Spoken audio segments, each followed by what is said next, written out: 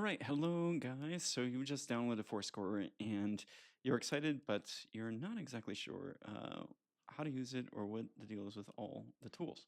So I'm just going to give you a brief overview in just a couple of minutes. And I will tell you, I was apprehensive about going to digital a few years back when I did, but it's kind of a lifesaver. Not only do you save all sorts of space by not having to carry around binders and just loose pieces of paper and music and crumpled paper and wondering where that last page went.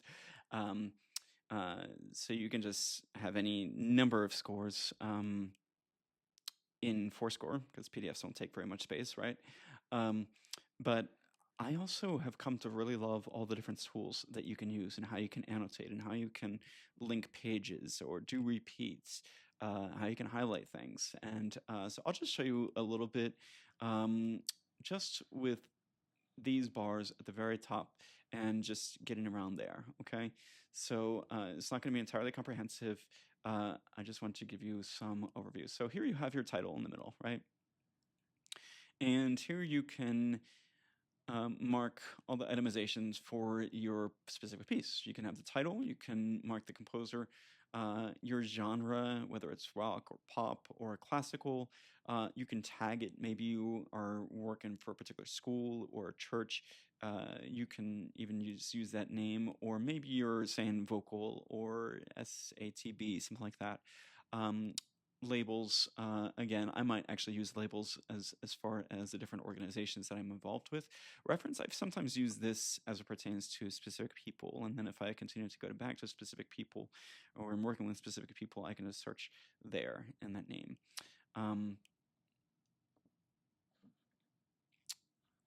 Here you have your list of scores, and this is just, you can do it from recently played, you can do it, this is an entirely alphabetical listing. Here is by genre, it looks like. Oh, sorry, this is recent, this is composer, that's what that is.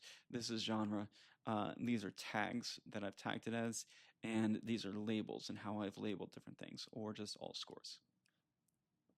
Here are bookmarks, or flags or table of contents. So, and you can add things down here. Whether you are looking to add a bookmark or whether you want to add a table of contents. And so bookmarks can be helpful. Maybe you've got a big score and it's 300 pages and you just need to jump to page 215 on that particular evening. You can just flag that or have a bookmark that you wanted to go to that page, and you can get there right away. Maybe it's the piece that you need is from pages 215 and 222. Well, you can say, I want to isolate those pages, and you can bookmark that. And that way, that bookmark will show up here, and it's perfectly accessible. You can also save that then as a separate piece, and then you can upload it in your set list. So set list can be helpful.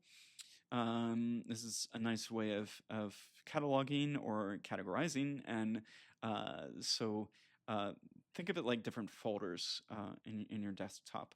So maybe you have your Wednesday night gig, and you want everything within that gig just in one place and in order, and you can order it the exact order that it's going to be in that night. Again, you can have the system do it alphabetically or by composer if you'd like, but set lists are really helpful to just organize that way, and then you can do folders from within folders. If you've got like a class you're working with, and then there are different components within a class. This is a rearrange button. That actually will not show up for you when you first download forScore. It's a different tool that you can access in the tools function normally, but normally that would be a cloud services icon, and so you can have it linked to Dropbox or Box or files, and also sheet music. I mean, there's different cloud services you can have it linked to. Here, this again is something I have set. These are links. I find it helpful to do just access for the sake of repeats. So you can add this there, and then I want it to go here, and so watch what happens. If I click here, then it shows up there. And there are 2 because I did this once already. All right. And you can search just within your score, within all the music that you've got.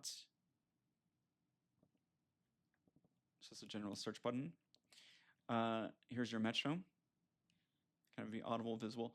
The visible thing is interesting. It gives you, I don't know whether that shows up, but it's blinking around the sides of the page, right? So that's very interesting how it does that. And then here's your toolbar. So annotate you're going to use quite a bit. So here you have your different stamps that you can use. So notice these are different colors and different fonts at the tops because I've set those how I want them to be. But there are generic ones that are installed as stamps when you open it up.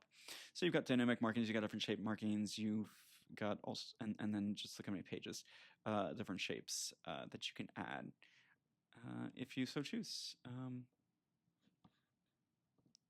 So then here, this is something, I mean, how many times, who can draw a slur just so perfectly, right?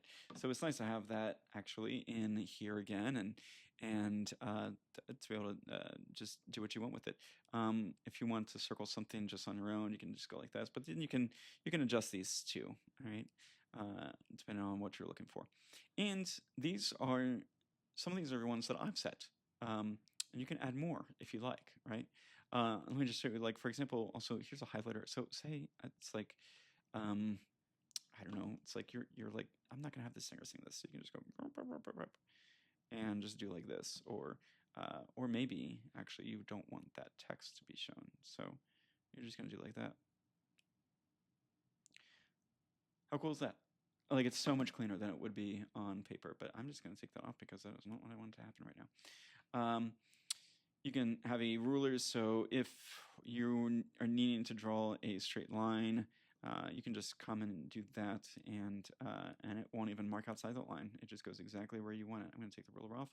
Here are shapes, and again, you can ask it to be a certain amount of transparency or not, and do what you want with that. You can add text. It's on the verse you want. Here's your eraser. Here's your delete. Your undo, your redo, and then layers for different layers of annotation. So you're going to use this bar a lot. So let's say you can also move it, right? Which is great and super helpful. And just to briefly run through the rest of this list. So here's annotate. Here's the links where I show you the repeats buttons. You can have different things assigned. So say you want a metronome or tempo that you want to be able to access from somewhere in the score. You can have it done that way. You can rearrange. You can write notes. This is going to bring up like basically a note box for you to write in. You can crop. Cropping can be super helpful if somebody brings you a piece of music that you're like, well, it's a bit crooked.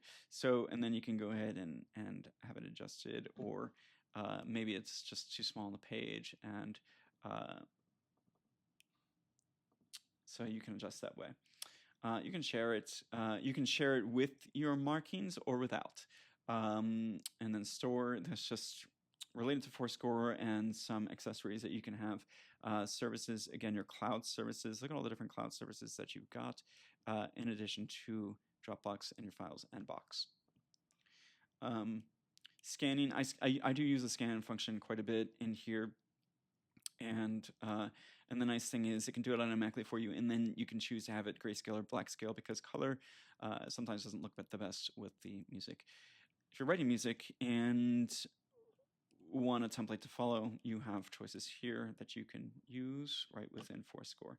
And then you've got extra tools like piano, if you forget how something goes, or you can record. Cue is if say you're playing with multiple people and you're in a string quartet, and you have somebody who's assigned as the lead person, or at least the lead page turner, and when they turn their page, they can cue the rest of the devices to also turn the pages. You can have your Bluetooth devices set up. Dashboard is where you can actually set goals, and then it'll show you what you've done over that period of time, or over a week or months, or however you would like to look at it.